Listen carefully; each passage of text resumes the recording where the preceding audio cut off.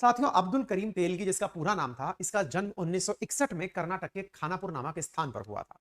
2023 में जिसने पूरे देश को हिला दिया था, वो व्यक्ति बहुत ही साधारण परिवार से आता था। उसने स्टेशन पर ठेला लगाकर सब्जी बेचने का काम भी किया और किसी तरह उसने इंटरमीडिएट तक की पढ़ाई पूरी की।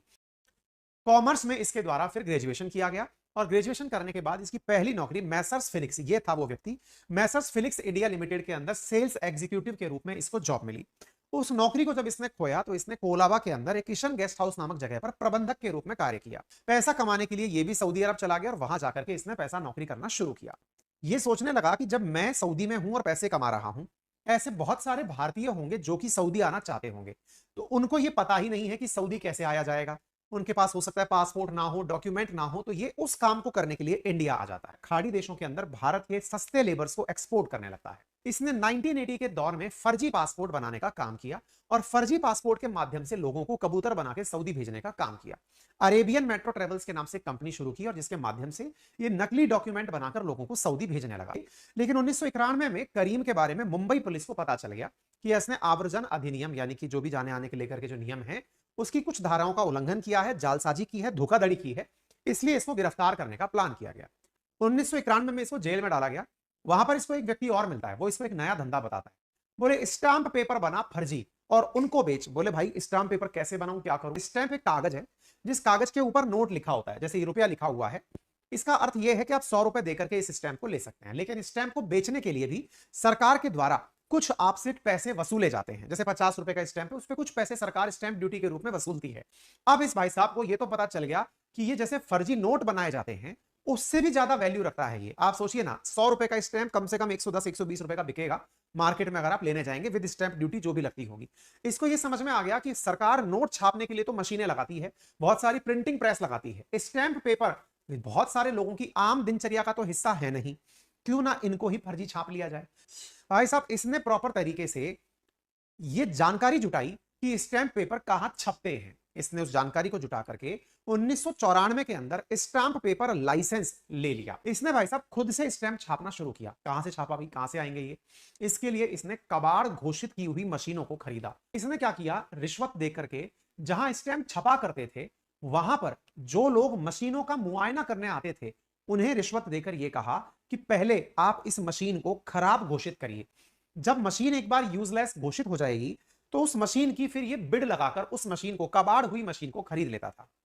अब स्टैंप बेचने का तरीका अपनाना था, तो इसने क्या किया, 16 राज्यों में अपना नेटवर्क फैलाया। आपको जानकर आश्चर्य होगा, इसने तरह तरह के क्लाइंट ढूंढे, बैंक, बीमा कंपनी, स्टॉक ब्रोकरेज फर्म्स, सबको फर्जी स्टैंप सप्लाई करना शुरू किया। महाराष्ट्र से अपना धंधा चलाना शुरू किया। स्टैंप बेचने के लिए इसने 300 एमबीए किए हुए बच्चे हायर किए कि तुम लोग आओ और सब जगह जाकर स्टैंप बेच कर आओ।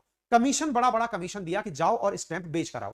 इसके बारे में लोगों को सूचना कैसे पता चली? इसका एक बहुत बड़ा वाकया है जो अखबारों में छपता है कि एक बार इसने अपने पैसे के मद में चूर होकर बार गर्ल पर, डांस के अंदर जो डांस कर रही बार गर्ल थी, उस पर 93 लाख रुपए एक ही रात में लुटा दिए थे। यह खबर भी छपी थी 2004 के अंदर, जब जांच एजेंसी जांच जुटा रही थी तेलगी की गिरफ्तारी के बाद, तो इसके बारे में जांच पता चली थी। यानी इसने अनाप शनाप पैसा कमाया था। अब 1996 में इसने अपने द्वारा एक प्रेस खोली 1996 के अंदर, और प्रेस के माध्यम से अपने जो काम थे वो करता था और साथ में बड़े बड़े पावरफुल लोगों के साथ इसने उठना बैठना शुरू किया। कई तरह से मतलब इसने स्टैंप पेपर का इतना उपयोग किया कि सब जगह, मतलब कई लोग तो ये कहते हैं कि 1 साल तक तो कर्नाटक के अंदर कोई सरकारी स्टैंप बिका ही नहीं। आप विचार कीजिए, सरकार ने अपने लेवल पर स्टैंप अपने पास छाप कर रखे हुए हैं। इसका नेटवर्क देखिए कितनी जगह पर फैला हुआ था। नेटिव रूप से कर्नाटक में इसने क्या किया कि अपने 1 साल में इतने जाली स्टैंप कर्नाटक में जारी कर दिए कि जो सरकार स्टैंप बेचती थी, सरकार का एक भी स्टैंप नहीं बिका। कहते हैं कि इसने पियोन से लेकर नेता तक को सबको खरीद डाला, क्योंकि जब नंबर 2 का पैसा था इसके पास, इतना अथा पैसा था, क्योंकि इसने तो पैसा छापने की मशीन लगा ली थी। यानी जिन लोगों के बाद में रेड पड़ी, पता चला कांस्टेबल तक के पास 100 करोड़ रुपए की प्रॉपर्टी मिली है इस तेलगी की वजह से। इसने कई बड़े नेताओं के नाम लिए, क्योंकि इसको यह समझ में आ गया था कि इस काम को करना है तो किस तरह से इसको काम आगे बढ़ाना है। इसने इतना सब कुछ इसने अपने लेवल पर फैला कर रखा था। तो बड़ा सवाल बना, गिरफ्तार कैसे हुआ? अब आप ये बताइए। असल में क्या हुआ कि 1995 में इसके बारे में सूचनाएं आना शुरू हो गई थी कि कुछ फर्जी स्टैंप छप रहे हैं, लेकिन पुलिस और अधिकारियों से मिली भगत के कारण वो मामला टलता रहा। 2001 में अजमेर के अंदर दरगाह से इसे गिरफ्तार किया गया। जेल से जब ये मतलब दरगाह से गिरफ्तार किया गया और जेल में पहुंच करके भी इसने गिरफ्तारी के बाद भी अपना प्रॉपर तरीके से कारोबार चलाना जारी रखा। एक डेटा निकल कर आया जो कि आज तक पता नहीं सही है या गलत है, 30,000 करोड़ रुपए के इसने फर्जी स्टैंप मार्केट में बेचे। जैसा आपको शुरुआत में ही मैंने बताया कि स्टैंप का असली उपयोग क्या है, असली उपयोग है एज ए गारंटी यूज करना। जब कर्नाटक में पूरे 1 साल तक फर्जी स्टैंप रहे थे तो आप सोचिए एक समय कैसा आया होगा, वहां की हर प्रॉपर्टी फर्जी सिद्ध की गई होगी। सोचिए यदि वो स्टैंप फर्जी है तो प्रॉपर्टी का एग्रीमेंट फर्जी, शादी फर्जी, रेंट एग्रीमेंट फर्जी, यानी कि कोई भी जब डॉक्यूमेंट ही असली नहीं है तो वो एग्रीमेंट असली कैसे हो सकता है। आपको जानकर आश्चर्य होगा कि सरकार ने जब इस बात का अंदाजा लगाया कि ऐसी स्थिति हो गई है कि हम अगर उन डॉक्यूमेंट्स को नकली घोषित कर दें तो इतने सारे लोगों के जीवन पर संकट उत्पन्न हो जाएगा, मजबूरन सरकार को इस स्कैम को मान्यता देनी पड़ी। यानी इसके छापे गए जो स्टैंप थे, सरकार को यह मानना पड़ा कि ये स्टैंप सही हैं,